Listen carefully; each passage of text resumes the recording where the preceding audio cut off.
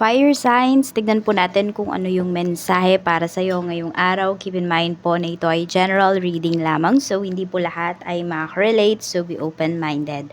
Sa mga hindi pa po nakasubscribe dito sa ating channel, please subscribe na po kayo and palike na din po ng ating video. At sa mga nice po mag-avail ng ating private readings, ng ating Evil Eye Amulet, ng ating Tears Bracelet, makikita nyo po yung link sa description box. Tarot Intentions by Aliana Reyes.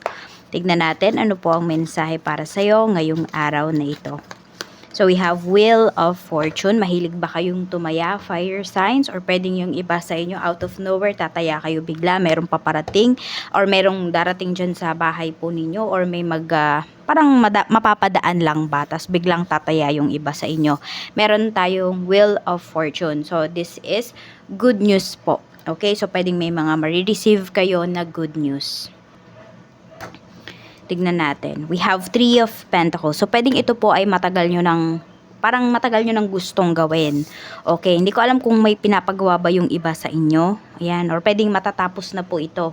Pwedeng magkakaroon ng malaking pera yung iba sa inyo, fire signs, tapos mapagpapatuloy nyo na kung ano man yung gusto ninyong ipagawa. O yung naputol ninyo na mga pagawain. Ayan po. So, pwedeng matutuloy na siya. Yung iba naman, pwedeng ito ay pagdating sa inyong trabaho. Kayo mismo yung magtatrabaho. Baka po may nawalan dito ng work. Tapos ngayon, ayan, magkakaroon na kayo ulit ng trabaho. May good opportunity na paparating po para sa inyo.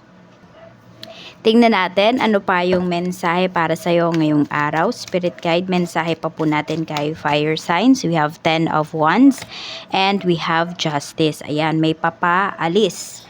Diba? Ayan o, madami kayong dalang gamit dito. So, yung iba po sa inyo, maaaring, it's either paalis or pauwi na yung iba sa inyo. May hahatid ba kayo sa airport ngayong araw na ito? Fire signs. Ayan, may family members ba kayo na uuwi or kayo to? Nagbabalak po yung iba sa inyo. Yan. So, sabi ko nga, diba, merong dito pagtatrabaho na pinapakita. So, yung iba sa inyo, pwedeng ito yon. Yung mga papeles po ninyo, maayos na siya. Parang out of nowhere talaga. Biglang parang biglang everything fall into place. 'Di ba, nung mga nakakaraan, ang gulo-gulo ng mga nangyayari sa life mo, ngayon naman pwedeng sobrang katahimikan, fire signs yung nararamdaman mo. So, nagiging align na sa'yo yung mga bagay-bagay. Tignan natin kung ano pa yung mensahe. Pwede rin may ma-receive kayong email ngayong araw na ito. Meron tayo ditong King of Swords, tapos sobrang responsable mo pa. Yan yung pinapakitang energy dito. Sobrang daming responsable po sa inyo ngayong araw.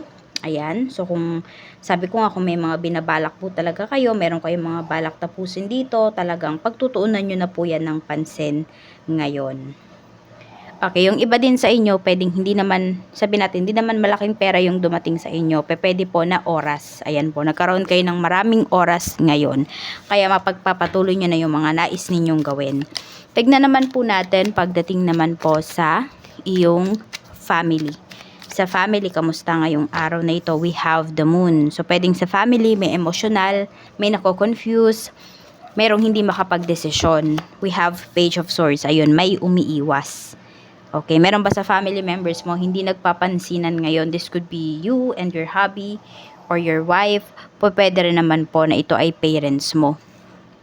Or kayo to ng kapatid mo, pwede rin. Kasi pwedeng mas nakakabata sa'yo yung hindi pumapansin sa'yo. So, pwedeng may nagtatampo sa'yo dito, fire signs, ngayong araw. Tignan po natin pagdating naman sa mga kaibigan mo.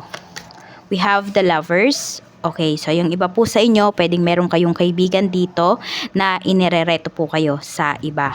Sa ibang tao ba, nirereto kayo? Oo. Pwede rin may nagkakagusto sa'yo dito na friend mo. We also have 10 of Cups. Ayan po. 10 of Cups. Mukhang may invite kayo dito ng isang kaibigan. Okay, marami akong tao na nakikita. So, hindi ko alam kung i-invite ka ba niya. Hindi ko alam kung kasal ito. Basta any celebration ito, fire signs, pwedeng invited ka ng isang kaibigan. Ayan, yung iba po sa inyo, hindi nyo ito matatanggihan. Talagang pupunta po kayo. Tignan natin ano pa yung mensahe pagdating naman po sa love life mo. Sa love life mo naman, we have Knight of Cups. At mayroon tayo ditong 8 of Swords. So, ayan. Pagdating naman dito sa love life, pwedeng ano ba, may nanliligaw ba sa inyo? Meron ba kayong ine-entertain? Fire signs, nakikita ko lang kasi dito, pwedeng kung type po ninyo talaga yung tao na yon, eh, hindi naman sa nagbubulag-bulagan kayo. Pero syempre, ang mga nakikita nyo po sa taong yun is mga good things lamang. Yun muna yung mga pinapansin po ninyo. We have Ace of Swords. Tsaka nakikita ko dito, meron kayong pagkakaintindihan ng taong ito. Kung asawa mo naman po ito or karelasyon mo na, is, ayan po. Okay, so pwedeng yun nga po, meron kayong kasunduan dito ng iyong asawa, ng iyong karelasyon ngayon. Pwedeng ano ba, magmi-meet kayo halfway, yun yung nakikita ko. Meron kasi parang mainit yung ulo ngayong araw na to.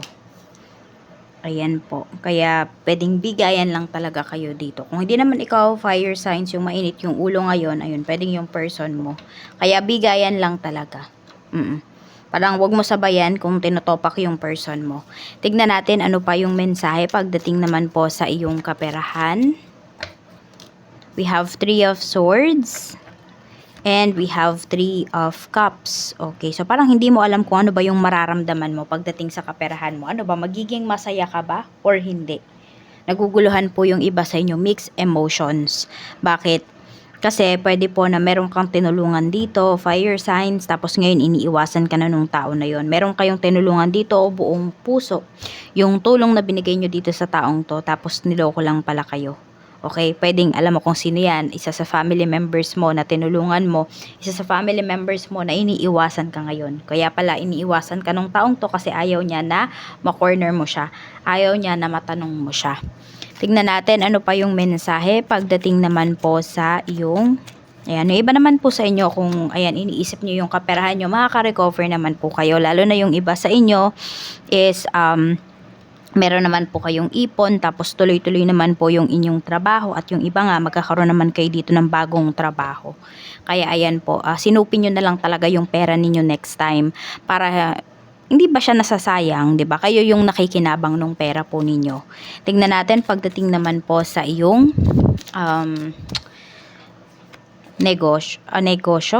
trabaho muna tayo. We have 4 of Cups. And we have King of Pentacles. Okay, so marami po sa inyo dito, pwedeng work from home kayo. Yan o, kasi tignan nyo yung energy, parang pa-chill-chill lang. Hindi naman talaga lahat sa inyo, fire signs. Pero marami po dito, pwede na yung trabaho po ninyo ngayon, or yung goal ninyo talaga ngayon is maging work from home na lang yung trabaho po ninyo. Ayan. So, ayan po, malaki yung kita nga na pinapakita dito sa inyo. Tapos, nandun lang, parang siguro hindi pa sanay yung iba sa inyo. Ayan, we have Queen of Swords. Okay. Meron dito, nag-iisip yata kayong lumipat. Kasi pwedeng wala kayong peace of mind or gusto nyong magsolo. Kasi yes, tamang nasa bahay po kayo. Mas relax naman talaga yung energy ninyo na pinapakita. Kaya lang kasi pwedeng may tao dito na parang laging nakabantay sa'yo. Hindi ko alam kung nanay mo ba to, kapatid mo ba to. Fire signs, ayan. So parang naiirita kasi yung iba sa inyo. Di kayo makapag-focus dun sa inyong trabaho. Kaya po naiisip nung iba sa inyo na lumipat na lamang or mag-solo. Yun yung nakikita ko. Tingnan natin ano pa yung mensahe pagdating naman po sa iyong negosyo. Kung meron po kayong negosyo, tignan natin. We have the Hermit and we have 9 of Swords. Ayan, medyo hindi maganda yung nangyayari pagdating dito sa inyong negosyo. Kailangan nyo daw mag-focus. Hindi lang mag-focus, meron kayong kailangang mga baguhin. So, meron kayong mga kailangang i-transform pagdating dito sa inyong negosyo. Yung iba po, pwedeng natatakot kayo dito. Meron kayong kinatatakutan dito pagdating sa inyong negosyo. Hindi ko alam kung ano ba to, about ba to sa isang produkto. Meron bang produkto na ino-offer sa inyo na tinatanggihan po ninyo ilang beses na.